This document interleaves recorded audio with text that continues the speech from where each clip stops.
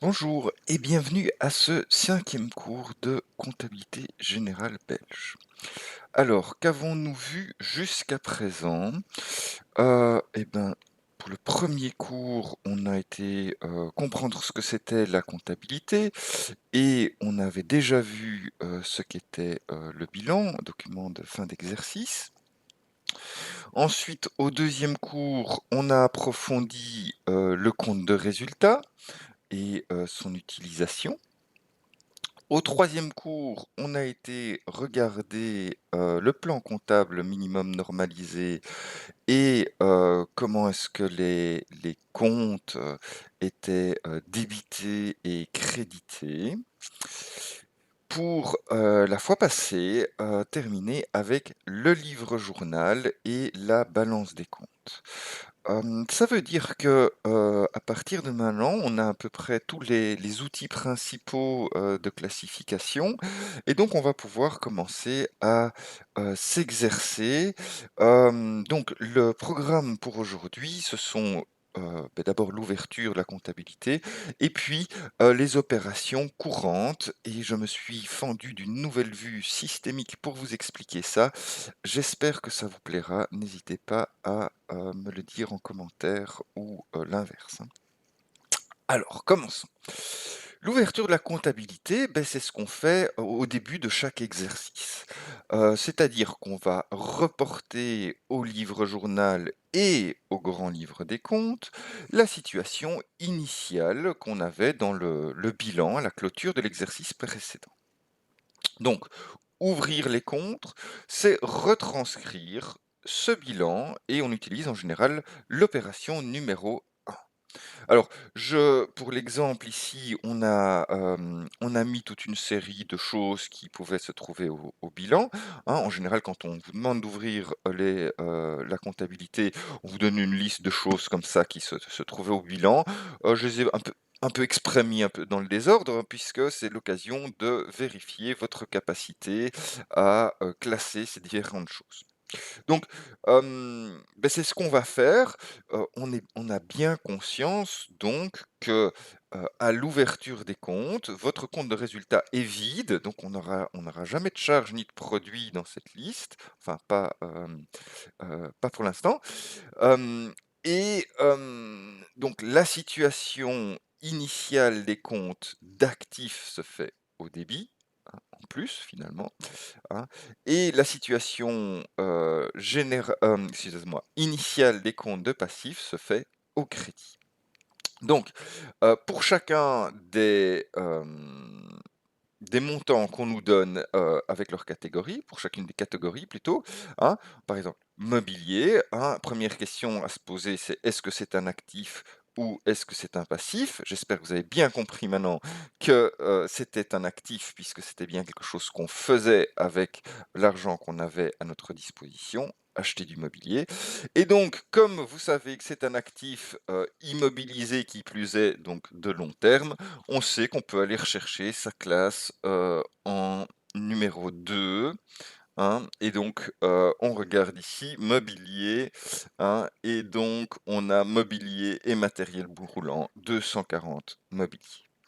Ouais, j'ai mis 2 400 puisque c'est valeur d'acquisition, mais ça on verra ces détails-là après. Très bien, et ben, on continue comme ça. Machine, c'est également un actif, donc je vais également aller le chercher en classe 2, hein, et je vous suggère de le faire avec moi, comme ça vous exercez un petit peu aussi, hein. Et donc, machine, on aura ça avec installation machine et outillage, et on a le 231 machine. Très bien. Créance commerciale inférieure à 1 an. OK, très bien. Et ben, ça, c'est juste, en fait, notre compte client, donc c'est bien de l'actif, hein. Une créance, c'est bien quelque chose que je décide de faire avec mon argent, le prêter à mon client, hein et ça, je le connais par cœur, pas besoin d'aller le chercher, hein. Créance client 400, voilà, ça, c'est un qui viendra facilement.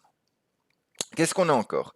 Stock marchandises. Alors stock marchandises, selon l'inventaire, finalement, c'est ce que vous avez dans le stock, comme vous l'avez compté, excusez-moi, à la fin de, l'exercice et on vous dit que vous avez de la marchandise pour 5 800 €. Alors ça, on sait que c'est un actif et on sait aussi que c'est un actif un peu spécial, c'est un actif d'inventaire, hein, et donc on aura en classe 3 stock et commande en cours, d'exécution, hein, et on me dit: «Stock de marchandises, matières premières, fournitures, marchandises», voilà, 340 stock de marchandises. Très, très bien. Donc on aura l'occasion d'approfondir cet aspect, du stock de marchandises. Donc notez bien que on a compté la marchandise à la clôture, enfin à l'inventaire, à la clôture de l'exercice et maintenant on reporte ce montant qu'on a compté ici dans stock, hein. On ne bougera plus ce montant jusqu'au moment où on recomptera, notre marchandise, hein, et ça, on aura un cours spécifique sur ça. Très bien. Fournisseur 1800, hein, beh, ça c'est un passif, bien connu, hein, court terme 440, voilà. Après ça, nous avons banque, compte courant, clairement un actif puisque c'est je décide de mettre, mes liquidités sur mon compte courant, hein, et celui-ci, hein, j'espère que vous ne devez pas aller le chercher non plus, c'est 5 500.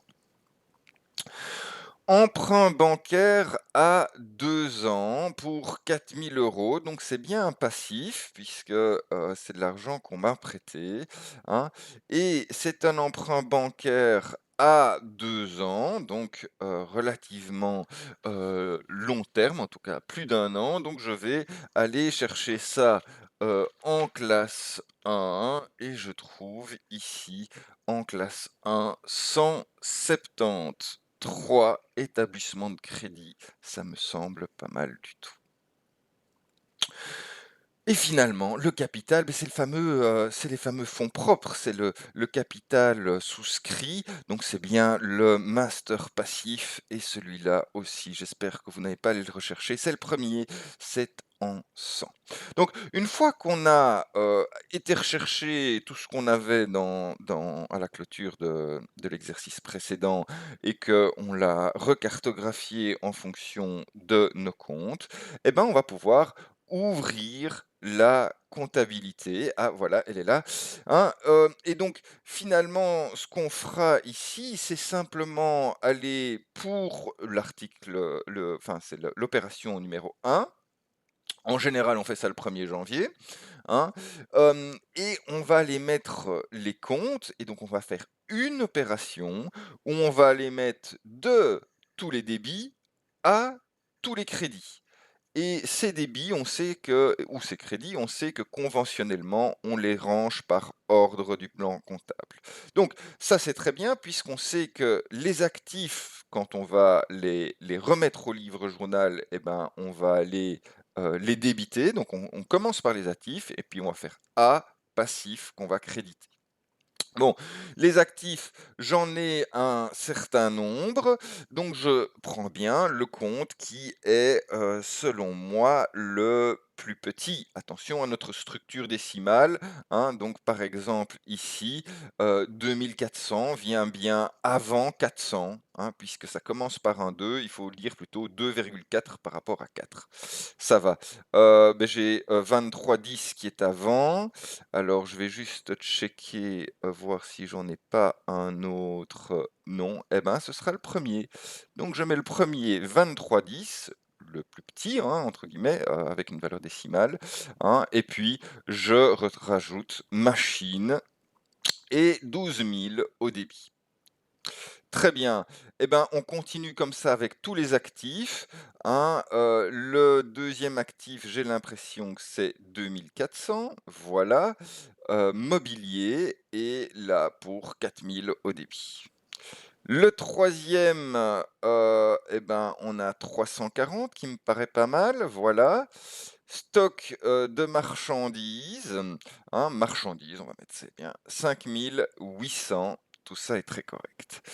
Après le 340, on va avoir le 400 et puis le 5500, hein, 400 clients et puis 5500 banques.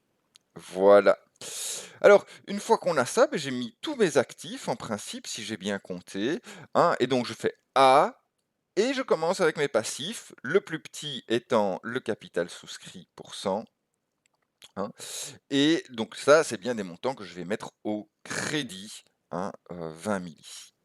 Alors, qu'est-ce que j'ai encore comme passif? J'en ai 2 autres, j'ai 173 et 400 que je vais mettre dans cet ordre-là.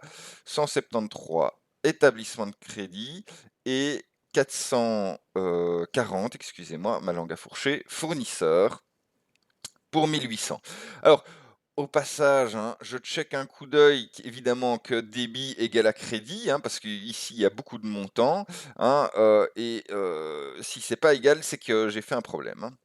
Voilà, la pièce justificative, on peut utiliser réouverture des comptes. Bah, en fait, c'est le bilan de l'année passée, hein, la pièce justificative, mais voilà, on met réouverture des comptes, ça fonctionne bien. Une fois qu'on a fait ça, eh ben, bon, évidemment, on va les transférer du livre journal au grand livre des comptes. Ça, je ne vais pas le faire avec vous, mais on a déjà compris le principe. Et donc, une fois que vous aurez réouvert vos comptes, eh ben, la situation, hein, actif-passif du patrimoine sera retranscrite, hein, pour avoir une continuité d'année en année. Très bien. Et une fois que c'est retranscrit, eh ben, vous pouvez commencer avec d'autres opérations et notamment, hein, puisqu'on va voir, les opérations courantes, des achats, hein. Donc des achats pour, une entreprise, c'est une relation avec, ses fournisseurs ou un fournisseur en tout cas, hein, si on modélise un achat. Alors, remarquez que, je vous ai mis, le petit tableau là, entreprise comme, un espèce de, d'environnement délimité, hein, où j'ai mon entreprise et j'ai essayé de reporter actifs, passifs, charges produits et les grosses catégories puis pour qu'on puisse vraiment, comprendre avec cette vue systémique où est-ce qu'on va aller booker, excusez-moi, comptabiliser chaque, montant pour, voilà, pour, rendre compte des transferts qui ont eu lieu. Alors, avec mon fournisseur, qu'est-ce que je peux faire? Acheter, hein. Donc on met une flèche achat, cette flèche, elle a un sens, mais n'oublions pas que chaque opération est en fait un échange. Donc cette flèche, j'aurais pu la mettre à double sens. Je lui ai donné un sens parce que, j'ai décidé de suivre, finalement, dans ce cas-ci, les biens réels, hein. Donc quand vous achetez quelque chose, admettons pour l'exemple une voiture, et ben, cette voiture, elle va, donc le bien réel, il va bien, rentrer, le flux réel, il va bien rentrer dans l'entreprise avec la voiture. Ça veut pas dire qu'il y a pas un flux dans l'autre sens, hein, un flux, financier, hein, d'une dette envers, mon fournisseur qui va arriver aussi, hein. Donc la flèche est bien à double sens, mais j'ai choisi de suivre, le flux réel, et si jamais il n'y a qu'un flux monétaire, enfin un flux monétaire par rapport à un flux financier, je choisirai de suivre ce fameux flux, monétaire, hein. Voilà, on verra si, cette logique, nous convient, mais en tout cas, d'après ce que j'ai vu jusqu'à présent, graphiquement, ça donnait assez bien. Donc première étape, on achète. Alors la preuve, la pièce justificative plutôt qu'on va recevoir lors d'un achat, eh ben, j'ai mis FA pour facture d'achat. En général, c'est ce qu'on met. Dans certains cas, ça pourrait être une note de frais, voire une note de débit, pourquoi pas, hein, mais ça, ce sont des choses un petit peu plus complexes qu'on verra, par après, hein. Note de frais, entendez facture si vous voyez note de frais, hein. Voilà, donc la facture d'achat, on la reçoit et attention, on peut acheter plusieurs types de choses et en fonction de ce qu'on va acheter, eh ben, on va le comptabiliser différemment, hein. Donc, je vous ai mis ici 3 types d'entrées de valeur, hein, que j'ai, dont j'ai expliqué la définition comme ceci, hein. Le premier, ce serait une entrée d'une valeur d'un investissement immobilisé. Beh, l'exemple de la voiture, que j'ai utilisé peut être, un bon exemple. Donc c'est une entrée d'actif finalement, hein, et donc si, la valeur qui rentre est, un actif immobilisé, beh, il est logique que je doive débiter un compte d'actifs.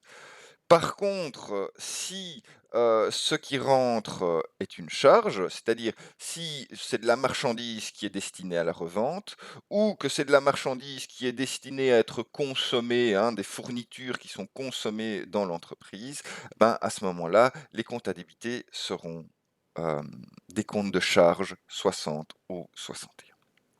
Voilà, donc, voilà, hein. 1 exemple, donc ici ah non, j'ai fait les 2 en même temps, hein. Donc si c'est une voiture, on va, débiter un, immobilisation, hein, un compte d'immobilisation, matériel roulant en l'occurrence, et si c'est une fourniture ou si c'est de la marchandise que je vais revendre, eh ben, je vais débiter un compte de charge 6 et cetera, suivant, donc ça, vous pouvez vous référer, hein, à chaque fois à votre plan comptable minimum normalisé pour savoir exactement dans quel compte, hein, le mettre. Évidemment, ça dépendra du type de «marchandise» entre guillemets ou de fourniture ou d'investissement immobilier. Voilà, alors, c'est très bien. On voit qu'on a modélisé ici un sens en débitant, soit un actif qui avait augmenté, soit une charge qui a augmenté. Mais, il y a évidemment l'autre, flux, hein, qui est un flux, financier où je vais devoir, hein, noter que je dois de l'argent à mon fournisseur pour cet achat, hein. Donc je vais augmenter un compte de passif 440 fournisseurs, hein, et si j'augmente un compte de passif, je le crédite bien puisque moins plus pour les comptes de passif. Voilà, et ben, ça c'est pas mal du tout pour, notre facture d'achat. Mais évidemment, qui dit dette fournisseur dit qu'à un moment, il va falloir payer ça et je verrai que j'ai payé mon fournisseur, bah, en règle générale, via, un extrait de banque, hein, ça peut être aussi éventuellement si je le paye cash, hein, une pièce de caisse. Voilà, l'un ou l'autre. Alors, quand, je paye la dette, eh ben, c'est facile. La première chose que je vais faire, hein, je vais débiter, mon compte fournisseur, hein, diminuer la dette fournisseur que j'ai, hein, et le pendant de ça, eh ben, ça va être finalement soit l'argent qui sera parti de mon compte en banque, soit l'argent qui sera parti de ma caisse, hein, et l'un ou l'autre suivant, je vais le créditer puisque ce sera bien de l'argent, un actif qui diminue, plus moins, ça sera bien, un crédit. Voilà, voilà pour la vue générale. Alors, petite exception, il arrive parfois qu'on paye des choses sans avoir reçu une note de frais ou sans avoir reçu une facture. L'exemple classique étant, par exemple, le paiement d'un loyer, hein. On n'attend pas la facture pour payer son loyer, on le paye, hein, à intervalles réguliers. Alors, il est clair que, si c'est ça qui arrive, hein, que vous devez décrire, eh ben, vous enlevez simplement, donc des 2 opérations, vous en faites une seule, hein, et vous enlevez la comptabilisation de la dette fournisseur puisque, elle n'a jamais eu lieu cette dette. Le fait d'envoyer l'argent, hein, a, directement, soldé. Donc vous n'aurez qu'un extrait de banque, hein, en général un extrait de banque et voilà donc vous dans ce cas-ci du loyer évidemment, hein, vous aurez une charge et la banque qui va diminuer, hein, et vous notez pas, le fournisseur, il y a pas besoin de vous donc vous pouvez passer cette étape si jamais il y a pas de facture. Très bien, très bien. Alors, oui, Oui, une erreur qui est souvent faite, au début et je le répète parce que c'est réellement quelque chose, de régulier, c'est d'aller finalement quand vous achetez, de la marchandise, d'aller de se dire que, c'est un actif de stock que vous devez augmenter. Alors on l'a vu en début d'exercice, on a, mouvementé notre stock, hein, de marchandises, on l'a augmenté, et ben, on ne va plus y toucher pendant tout l'exercice, hein, pour autant qu'on ne recompte pas la marchandise évidemment, hein, mais donc, en cours d'exercice, quand on achète de la marchandise, et ben, on comptabilise bien une charge et on ne touche pas à cet actif qui sera, bah, probablement une mauvaise représentation de ce que vous avez réellement en stock, mais c'est pas grave, hein, cette représentation va être rééquilibrée au moment de l'inventaire, hein, en fin d'exercice où vous mettrez à jour. Mais donc attention, achat de n'importe quoi de stockable, vous le mettez en charge, OK, hein, et puis, vous continuez comme ça sans jamais toucher votre stock qui sera forcément un petit peu chaud, OK, hein, mais ça on l'accepte pour pouvoir, comptabiliser les charges et les produits, de manière correcte. Voilà, voilà. Alors, acheter c'est bien, mais il faut aussi vendre pour faire du business. Alors, comme, l'achat, ça se fait en 2 étapes, hein. La première qui sera la vente stricto sensu, hein, et on voit je on passe bien là, la flèche est orientée en fonction, de nouveau du produit ou du service qui va sortir de l'entreprise et ici ce sera une facture qu'on appellera plutôt une facture de vente, hein. Ça peut être aussi une note de frais que vous faites, à votre client, hein. Mais voilà. Donc une fois que vous donc cette facture de vente, c'est bien une facture que vous avez émis vous-même, hein, et donc comme vous émettez, cette facture, et ben, ça veut dire que votre client, eh ben, il vous doit de l'argent, hein, et donc ce compte d'actifs créance client, je vais l'augmenter en le débitant effectivement à partir du moment où vous avez écrit votre facture, votre client vous doit de l'argent. Alors, la compensation de ça, eh ben, ça va être, dépendante de ce que vous allez vendre. Le cas le plus facile, c'est de vendre, un bien ou un service habituel, c'est-à-dire business as usual et à ce moment-là, vous allez mettre un produit, OK? Donc le débit, du client, du la créance client sera compensé par ce produit. Bon, c'est pas le seul cas, qu'on peut avoir. On peut aussi avoir, si jamais, ce que je revends, c'est une immobilisation que j'avais gardée, à long terme, mais finalement j'en ai plus besoin après plusieurs années et je le revends et à ce moment-là, beh, il faut que pour être cohérent avec ce que j'ai dans mon patrimoine, il faudrait que j'enlève la valeur, qui est notée à l'actif. Donc ça, c'est, le compte qu'on va créditer pour, si vous voulez, compenser, hein, la créance client. Seulement, ce qui se passe, c'est que le montant auquel enfin le montant, auquel j'ai enregistré, cet actif n'est probablement pas le même que le montant auquel j'ai revendu, hein, cet actif à un client. Donc il va probablement avoir une différence entre, la créance client et la diminution de valeur de mon immobilisation. Alors, qui dit différence dit création soit d'une plus-value, si j'ai revendu plus cher que, ce que j'avais à l'actif, soit d'une moins-value, si j'ai revendu moins cher que ce que j'avais à l'actif.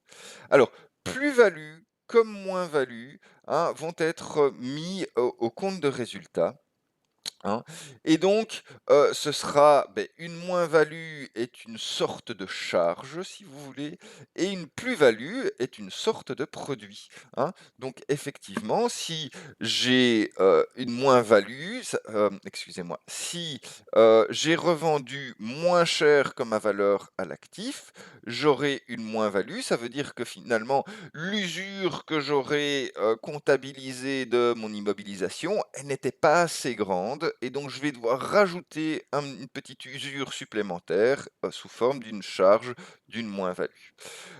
Si, je le revends plus cher que ce qu'il y a à mon actif, ça veut dire que finalement, hein, j'ai un petit peu sous-estimé, excusez-moi, surestimé l'usure de mon actif, hein, et que donc je vais, mettre un petit produit pour, compenser ça. Et donc ça viendra bien en supplément, hein, de cette diminution, d'actifs dans le cas évidemment de la revente d'une immobilisation, hein. Si je fais une vente habituelle, tout ça n'a aucun sens et on ne le notera pas. Voilà, mais donc important de bien comprendre que la créance client qui est, débitée, hein, va être, compensée en partie par, le solde de la valeur de mon immobilisation en actif et ajusté via une plus-value ou une moins-value, hein, tout ça pour que toujours débit égale à crédit. Voilà, hein, oui, évidemment, la moins-value, on la débite et la plus-value, on la crédite. OK. C'est pas mal tout ça. Donc deuxième opération qui est beaucoup moins compliquée, hein, l'encaissement. Eh ben, on a bien compris, d'une part, encaissement dit augmentation, de l'actif, hein, et l'encaissement général, on le voit via, un extrait de banque, éventuellement, via une pièce de caisse. Hein, et donc, cette banque, ce compte en banque ou cette caisse, hein, qui est bien actif, il va y avoir plus de billets dedans et donc, ça va être, augmenté, hein, débité, voilà, hein. Donc on débite le montant, heu, que le client a payé, hein, et on, compense, enfin on annule, la créance que le client, qu'on avait envers notre client. Et voilà, hein, donc il nous reste de l'argent et on est un peu plus léger de point de vue, patrimoine ou on a vendu quelque chose. Et ben voilà le tour, de l'entreprise et ses ventes. Alors, attention que, l'entreprise et ses achats et l'entreprise et ses ventes va encore être complexifié avec, les notions de TVA qu'on doit encore voir, hein. Donc c'est pour ça que j'ai pas vraiment encore fait d'exercice, même si, ça aurait été mérité ici, hein, avec cet nouveau aspect de plus-value et de moins-value. Mais, on va attendre la TVA pour, rajouter ça, encore par, au-dessus et avoir finalement des écritures qui seront le reflet de, la complexité réelle à laquelle vous serez confrontés, dans le business. Voilà, voilà. Oui, il est possible aussi, évidemment, comme pour les achats, que la vente se fasse sans établissement de facture, de pièces justificatives. Et ben là, on annule, hein, tout ce qui est, mouvement sur, 400 clients, hein, et on résume le truc, en, un mouvement. Bon, ici, je vous ai mis comme exemple, le loyer. Donc là, c'est un bien ou un service, habituel, hein, donc voilà, pas de complications. Et de nouveau, attention aux opérations sur stock. Donc si vous vendez de la marchandise habituelle, non, non, non, ça ne sort pas du stock.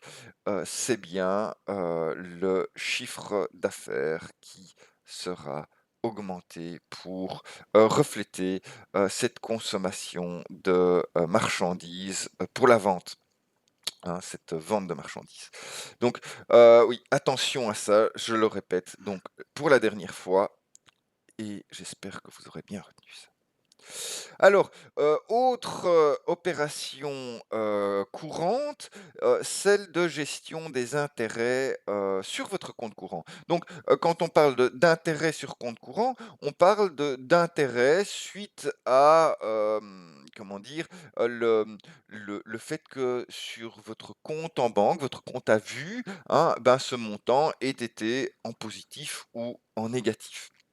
Hein, et ici, il y a du nominalisme pour lequel il faut être un petit peu, concentré.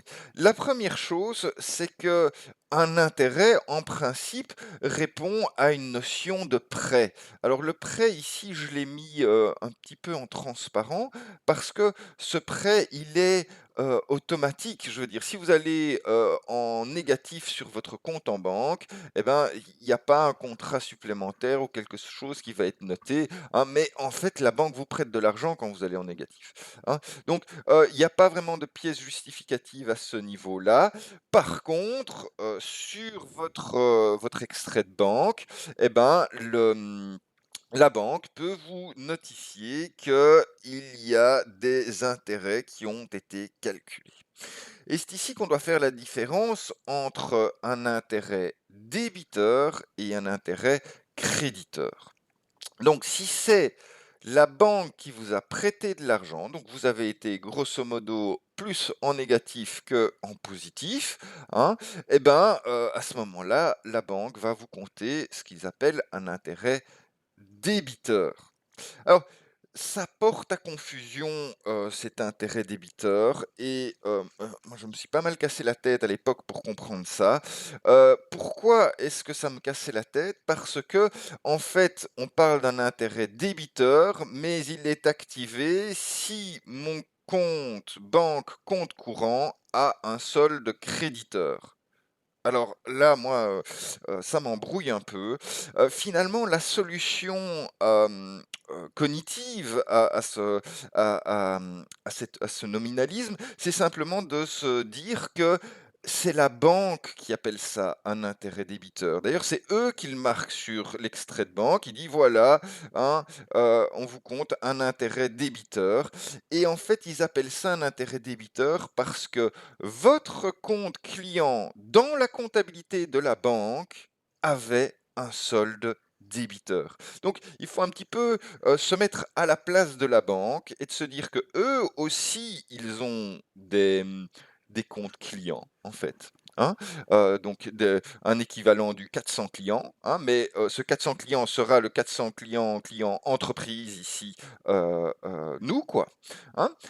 Et donc, si ce compte client est débiteur, hein, ça veut dire que finalement, le client, l'entreprise, doit de l'argent à la banque, et si elle doit de l'argent à la banque, eh ben, ça veut dire que la banque lui fait, hein, un prêt finalement. Hein. Et donc c'est pour ça que la banque appelle ça un intérêt débiteur, parce que c'est un intérêt, enfin le terme débiteur veut dire que votre compte client dans la comptabilité de la banque est débiteur. Hein. Et donc c'est pour ça que c'est complètement inversé quand je prends mes comptes de mon entreprise à moi. Mais donc, si vous avez bien compris que le terme débiteur était relatif au statut de votre compte client dans la comptabilité de la banque, eh ben c'est tout gagné et vous pouvez comprendre ça. Alors, j'ai fait une bêtise, voilà, voilà. Alors, maintenant que j'ai compris, j'ai été un peu vite, que j'avais un intérêt à payer à la banque, hein, puisque finalement je les rémunère pour la location d'argent qu'ils m'ont donné, hein, c'est bien ça, un intérêt. Hein, eh ben, je vais compter ça comme si j'avais loué quelque chose, donc comme une charge, et c'est une charge particulière, c'est une charge financière, une augmentation des charges. Je vais donc débiter ce compte. Alors, les charges dont je viens de vous parler, c'est finalement 6 500 intérêts, commissions et frais afférents aux dettes. Ça, c'est bien le montant de mes intérêts, mais attention, systématiquement, les banques comptent cet intérêt en même temps qu'un certain nombre de frais. Ok, hein, et ces frais se mettent aussi, hein, en charge, hein, mais en général, on les met à part en 658 charges financières direct. Diverses, excusez-moi. Voilà. Hem, alors débiter, c'est bien, on va aussi créditer, beh, oui, cet argent, en fait, la banque le prend directement sur votre compte courant, hein, et donc on va, créditer votre, banque en fonction de, enfin votre compte en banque en fonction de cet argent qui a été automatiquement prélevé par la banque, hein, entendons-nous bien. Très bien. Beh, on remarque au passage que, finalement, parce que votre, banque est en négatif, et ben, on va encore, ponctionner dessus et la rendre encore un peu plus négative, hein. On voit le potentiel pour, s'endetter de manière dangereuse, ici. Voilà, et ben, c'est pas mal pour cette première partie. Deuxième partie, alors ça, c'est si votre, compte en banque a été globalement plus en positif qu'en négatif. À ce moment-là, alors c'est souvent des montants dérisoires, mais, soit, symboliquement quand même, la banque va finalement vous rémunérer pour le prêt d'argent que vous lui avez fait. OK? Donc j'ai mis placement ici, hein, donc finalement vous avez mais automatiquement, simplement, en laissant de l'argent là à disposition sur votre compte à vue, vous avez, hein, généré un intérêt cette fois-ci créditeur puisque votre compte client dans la comptabilité de la banque, il est, au crédit, hein, il est finalement vous ne devez pas de l'argent à la banque, hein, donc intérêt, créditeur et donc finalement ça, ce sera aussi directement mis sur votre extrait de banque, hein, et beh, ça va être rajouté directement à votre compte en banque, hein. On vous rajoutera quelques euros, en général, c'est pas plus, hein. Quelques euros, on vous, rajoute ça sur votre compte en banque au débit et c'est un produit financier, hein, qu'on va donc, rajouter, hein, augmenter, hein. On aura donc bien débit-crédit. Alors attention, c'est pas parce que vous avez été en positif que forcément il n'y aura aucun frais, hein. Donc, le produit, financier, en général, on le book en 751, hein, produit des actifs, circulants. Mais, hein, la banque ne n'oubliera jamais de compter ses petits frais, hein. Donc ça, on va aussi les mettre en 658, charges financières diverses et un, important, on le reverra, mais soit, il y a un précompte mobilier, c'est-à-dire finalement une, on pourrait dire une taxe ou un impôt, hein, sur, finalement vos revenus financiers et donc cet impôt, on l'appelle précompte, mobilier et il est retenu à la source. C'est-à-dire que la banque, heu, vous retient une partie de ce que vous gagnez automatiquement pour payer elle-même vos impôts, et précomptes, excusez-moi, votre précompte mobilier, hein, concernant ce que vous venez de gagner. C'est aussi en général quelques centimes, mais voilà, hein, c'est un pourcentage fixe, fixé légalement, hein, et donc ils prennent ça. Donc si, hein, si vous m'entendez bien, votre extrait de compte, si jamais vous avez, hein, des intérêts qui soient créditeurs ou, débiteurs, eh ben, allez regarder le détail, de cette opération parce qu'en général, vous ne pouvez pas booker le montant, en une fois, en charge ou en produit. Il va falloir un peu regarder, où, booker quelle partie de ce montant et ça, évidemment, c'est mis dans les détails de votre extrait de compte, pour savoir ce que vous devez mettre à quel endroit. Voilà, voilà. Et oui et donc fatalement, on aura des charges financières, supplémentaires pour équilibrer, toute cette opération. Voilà qui est pas mal. Alors, dernière, opération de laquelle je voudrais, vous parler, c'est ce qu'on appelle les transferts internes. Alors, un transfert interne, c'est simplement, finalement, aller prendre une liquidité qui se trouve quelque part et la transférer à un autre endroit, ces 2 endroits, m'appartenant. Donc ça veut dire finalement, je l'ai représenté ici, de manière schématique, et ben, on a 2 catégories, puis, bon, ici, j'ai pris juste les valeurs disponibles, mais c'est le principe est le même avec les dépôts internes, hein. On a, ici 2 possibilités de transfert, soit, d'un compte en banque à un compte en banque, soit d'une caisse espèce à une autre caisse espèce, soit, d'un compte en banque à une caisse espèce ou d'une caisse espèce à un compte en banque. Alors, la problématique est toujours identique. C'est que, on sait qu'on doit faire une opération par pièce justificative.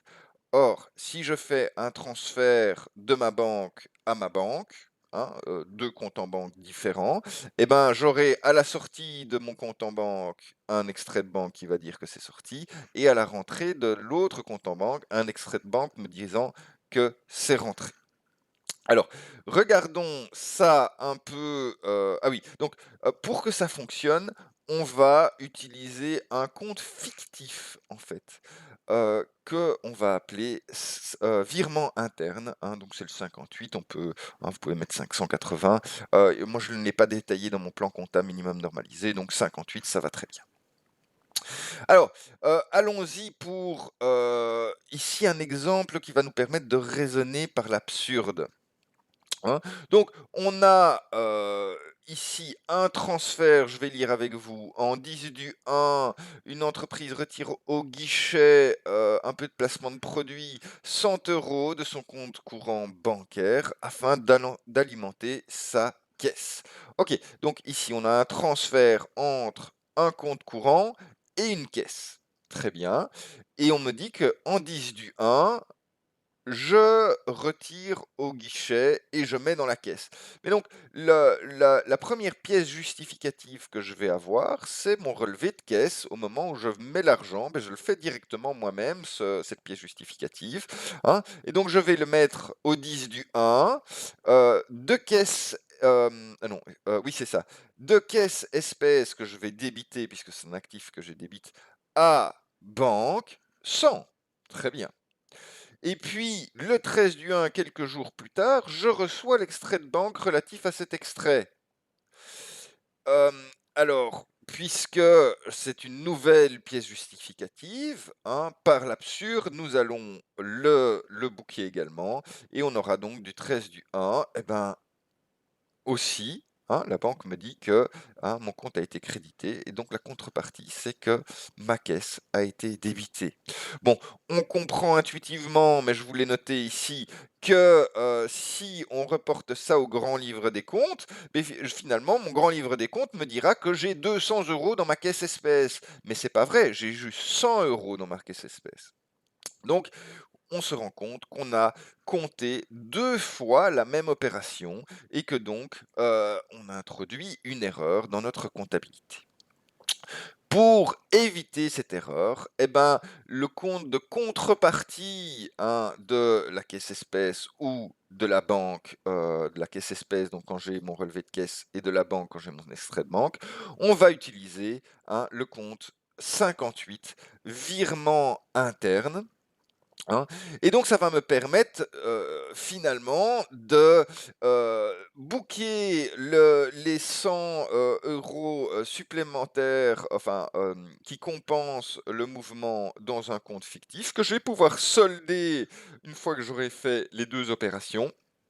Et donc j'aurai bien, hein, 100 € dans ma caisse espèce et ça représentera bien le montant que j'ai dans cette caisse espèce. Voilà, voilà. Hein. Donc ces virements internes, ils me permettent, en plus, d'éviter, d'enregistrer, 2 fois le même excusez-moi, mouvement, hein. Il va me permettre, de gérer 2 pièces justificatives et donc finalement de conserver, hein, cette règle qui dit: «Une opération par pièce justificative». Hein. Et donc, virement interne vient toujours remplacer, hein, la contrepartie. Quand j'ai, une sortie de caisse ou une entrée de caisse, eh ben, virement interne sera pour l'autre, caisse ou l'autre banque, hein, et quand j'ai un extrait de banque, ce sera mon virement interne représentera l'autre compte en banque ou l'autre caisse, hein. Voilà, voilà. Eh ben, c'est tout pour aujourd'hui. Je vous remercie de m'avoir suivi jusqu'ici et à la semaine prochaine.